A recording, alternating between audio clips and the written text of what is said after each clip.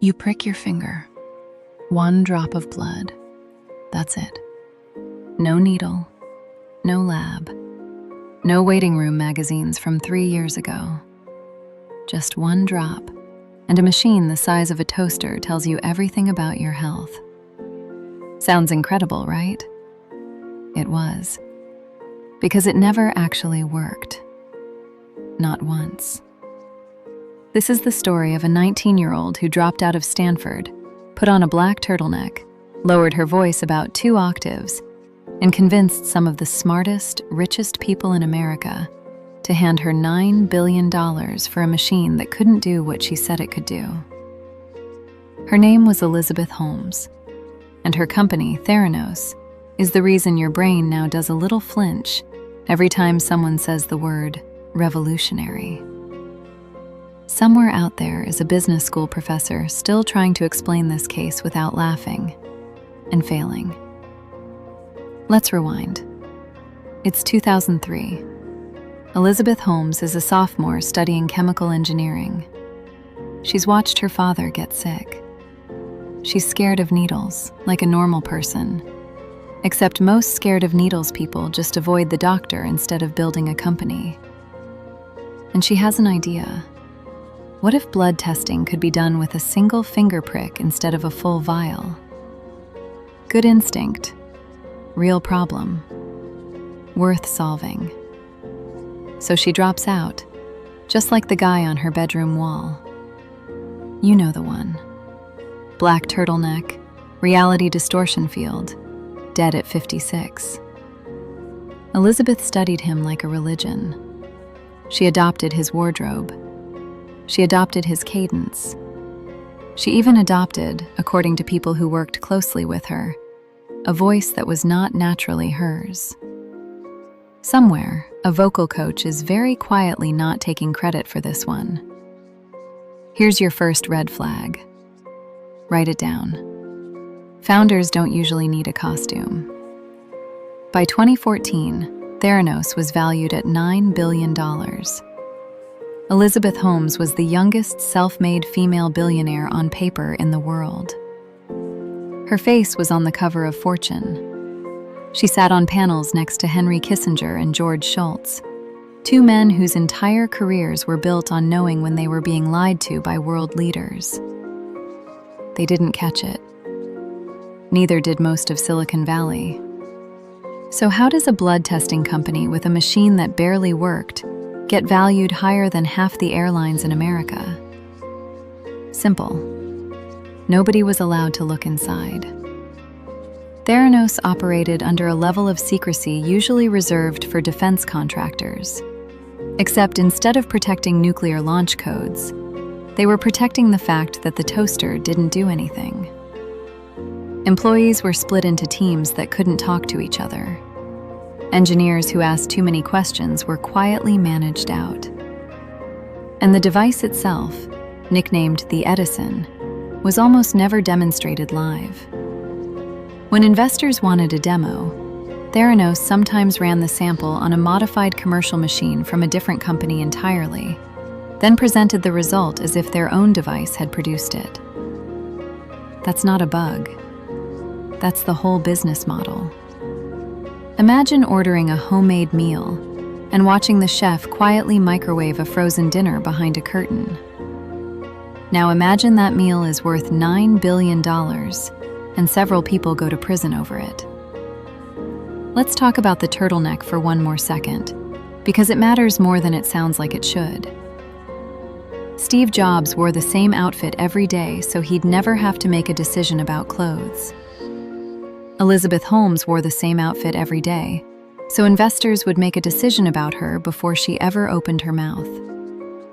One was efficiency. The other was costume design. Your brain, unfortunately, cannot always tell the difference between the two in real time.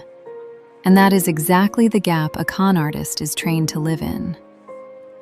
She also reportedly maintained an unnaturally deep speaking voice in professional settings, a detail multiple former colleagues have described publicly, and one that occasionally slipped in unguarded moments. Picture the effort involved.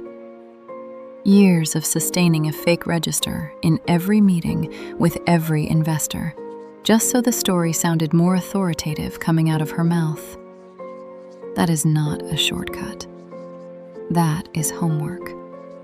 Fraud, it turns out, is often more work than just building the actual product would have been. She basically trained for a decade to run a marathon in the wrong direction. Meanwhile, the actual blood tests, when they were run for real patients rather than for cameras, were sometimes wildly inaccurate. Wrong potassium levels, wrong hormone readings. Real people made real medical decisions based on results that came out of a machine that didn't reliably work. This is the point in the story where the comedy has to pause for a second, because a lie about a blood test isn't the same category of lie as a lie about a smartphone battery. One is embarrassing. The other can send someone to the emergency room for a problem they don't actually have, or send them home reassured about one they do.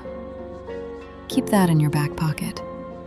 It's the difference between a scam that costs you money and a scam that costs you something you can't refund. Here's the part that should make you a little uncomfortable. This isn't a story about a con artist who never had a real idea. Elizabeth Holmes did have a real idea. Miniaturized blood testing is a genuine, worthwhile goal. Companies are still trying to build versions of it today. The fraud wasn't the dream. The fraud was pretending the dream had already come true. That gap between what I wish were possible and what I will now claim is already happening is where almost every white-collar fraud lives.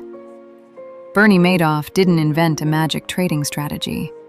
He just claimed his ordinary one was outperforming everyone, forever, with 0 down years. Theranos didn't invent a working device. It claimed an unworking one was finished. Same lie, different outfit.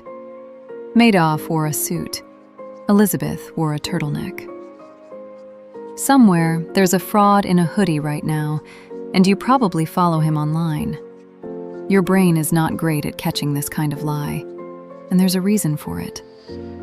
Humans evolved to trust confident storytellers. For most of human history, the person who spoke with total certainty in front of the group was probably the one who'd actually seen the lion, actually crossed the river, actually knew where the food was. Confidence used to be correlated with competence. It isn't anymore. Con artists figured that out a long time before behavioral economists gave it a name. Which brings us to the whistleblowers. Because this story doesn't end with Elizabeth getting away with it. And the reason it doesn't is worth remembering. Tyler Schultz was a young Theranos employee.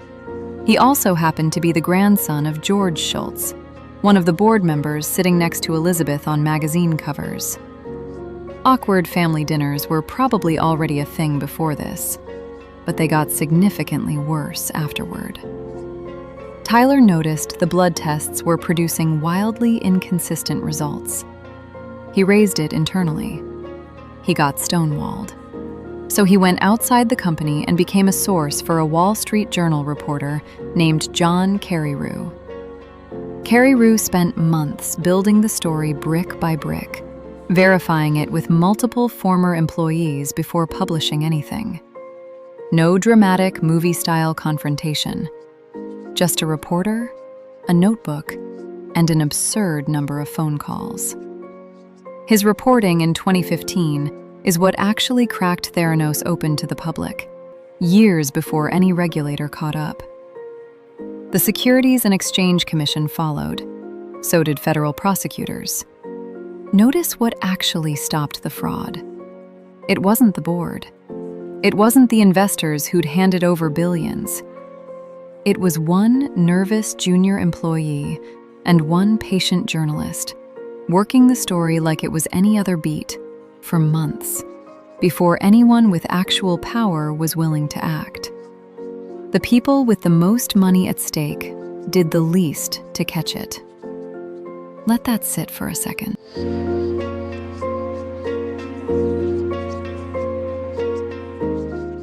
Tyler Schultz, by the way, paid for it. Theranos' lawyers came after him. His own family relationship with his grandfather was strained for years over whose side to take. He has spoken publicly since about the financial and personal toll of blowing the whistle on a company backed by some of the most powerful people in the country. This is the least funny part of an otherwise fairly funny story, and it deserves a beat without a joke attached to it. The system does not reward the person who tells the truth early. It usually punishes them first, and only vindicates them later, if it vindicates them at all. That's part of why frauds like this survive as long as they do. It's not just that liars are convincing. It's that the incentives around them are lopsided. Staying quiet is safe and often profitable. Speaking up is expensive, risky, and slow to pay off, if it ever does. Every fraud documentary loves to focus on the con artist. Fewer of them sit long enough on the person who had almost nothing to gain and spoke up anyway. In 2022, Elizabeth Holmes was convicted on 4 counts of fraud. She was sentenced to over 11 years in federal prison and ordered to pay restitution in the hundreds of millions. Her former partner and Theranos president, Ramesh Sunny Balwani, was convicted on 12 counts and received an even longer sentence. The turtleneck came off. The lion didn't come with it. There was never a lion. Somewhere, a vintage clothing store is sitting on a pile of unsold black turtlenecks and wondering what happened to demand. Here's the part that should actually change how you move through the world. You are going to meet a version of Elizabeth Holmes again. Maybe not with $9 billion at stake. Maybe it's a coworker who describes a project as basically done when it's 40% finished. Maybe it's a startup pitch, a crypto token, or an influencer selling a supplement that will reverse aging with 0 published research behind it, modeled by someone who looks suspiciously well-rested for a person allegedly reversing their age with pills. The red flags repeat because the psychology behind them repeats. Extreme secrecy dressed up as proprietary technology. A charismatic founder who becomes personally inseparable from the product. A total absence of independent outside verification. And a board or an audience too dazzled or too invested to ask the boring, obvious question. Can I actually see this thing work right now with my own eyes? Watch for the phrase, "We can't explain how it works, it's proprietary." Sometimes that's true and reasonable. Often it's a curtain, and behind the curtain is either a trade secret or a guy quietly running your sample through a different company's machine. The same goes for demos that mysteriously never quite work today, but definitely worked yesterday, and will definitely work again tomorrow. Tomorrow, historically, does not arrive. And watch for the halo effect, where one impressive-sounding credential, one famous name on a board, or one glossy magazine cover gets treated as proof of a claim it has nothing to do with. George Shultz's decades of foreign policy experience told you nothing about whether a blood testing chip functioned correctly. It just felt like it should.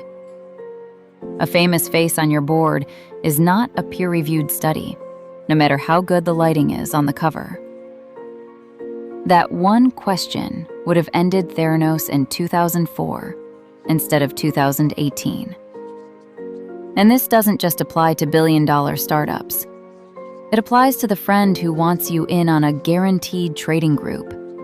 It applies to the job posting that promises 6 figures for 2 hours of work a day, no experience required, must be willing to receive mysterious packages at home. It applies to the supplement page with before and after photos, and no independent studies linked anywhere. The scale changes. The move doesn't. So build yourself a cheap, boring habit. Before you hand over money, time, or trust based on a big claim, ask for the thing that would actually prove it, not the thing that sounds like it should. A demo you can watch live. A number you can verify yourself instead of one relayed to you secondhand. A person who isn't the one selling you the dream, telling you it's real. If that's suddenly impossible to get, you're not being difficult by asking. You're doing the one thing that would have stopped a $9 billion fraud a decade before anyone else did. You don't need a badge or a law degree to ask it. You just need to be willing to be the awkward person in the room who says, "Can you show me?" while everyone else is nodding along to the confidence. Somebody has to be that person. History suggests it's rarely the guy with the most money in the room. So the next time someone tells you they've built something revolutionary and asks you to just trust them on the details, remember the drop of blood that was supposed to change medicine forever. It never left the toaster.